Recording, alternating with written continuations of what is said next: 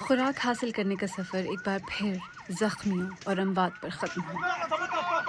لوگ امداد حاصل کرنے کے لیے صبح سویرے سے اسرائیل کی زیر نگرانی چلنے والے ایک نئے امدادی مرکز پر جمع ہو چکے تھے۔ فلسطینیوں کا کہنا ہے کہ اسرائیلی فوج نے ان پر فائرنگ کی۔ اسرائیلی فوج نے اعتراف کیا ہے کہ اس نے گولیاں چلائیں، لیکن صرف ان چند افراد پر جو وارننگ شاٹس کے باوجود پیچھے نہیں ہٹے۔ مگر زمینی صورتحال کچھ اور ہی کہانی سناتی ہے۔ قریبی ہسپتال زخمیوں سے بھر گیا تھا۔ ایک غیر ملکی ڈاکٹر نے کہا کہ یہ قتل عام ہے۔ یہ تصاویر ان افراد کی لاشوں کی ہیں جن کے بارے میں کہا جا رہا ہے کہ وہ اس فائرنگ میں مارے گئے۔ ان کی فلم بندی مقامی صحافیوں نے کی۔ مرنے والوں میں زیادہ تر مرد تھے، مگر کم سے کم ایک عورت بھی شامل تھی۔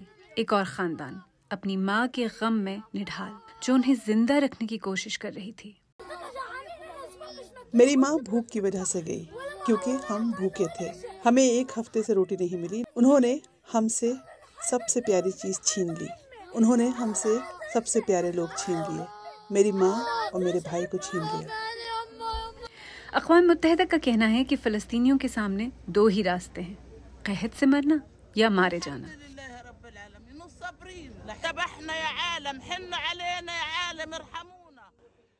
بھوک نے ہمیں مار دیا ہے، بھوک نے ہمیں ذبح کر دیا ہے۔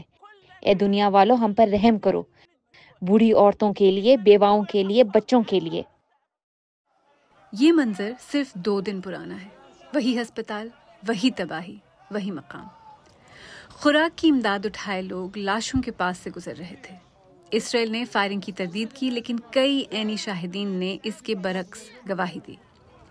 یہ امدادی مرکز غزہ جنگ کی فرنٹ لائن کی لکیر کے پیچھے واقع ہے۔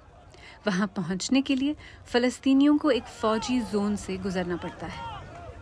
ہفتے کے روز مرکز کے منتظمین کی جانب سے جاری کی گئی ویڈیو میں امداد کی تقسیم میں افراتفری کا منظر دکھایا گیا۔ یہ ایک انتہائی غیر مستحکم صورتحال ہے، ایک نہ تھمنے والی بقا کی جنگ کے درمیان۔